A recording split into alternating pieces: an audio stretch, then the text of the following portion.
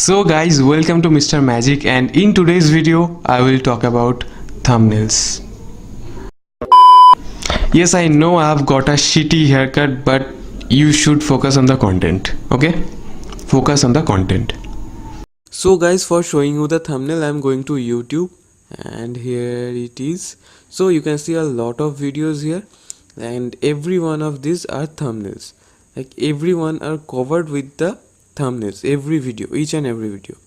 So like this video is having Indian Bengali style makeup look, wearing ... by beauty hacks by Momita. So this collage is the thumbnail, and behind the thumbnail there is a video. Here it is the 4 million plus views, some kind of pranks.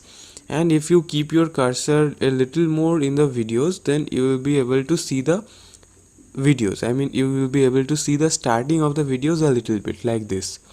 So it is the prank, it is the courage the cowardly dog, and it is the beauty hacks, and it is the gameplay.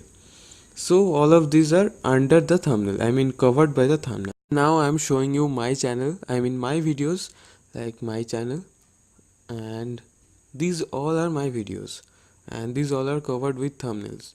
There is the Goosebumps series. If you haven't seen it, then please go and watch. And these are the tutorials. So I'm showing you how can you add thumbnails by uploading a video. So here it is. Now click on the select files to upload a video, and select the file, I mean select the video which you want to upload.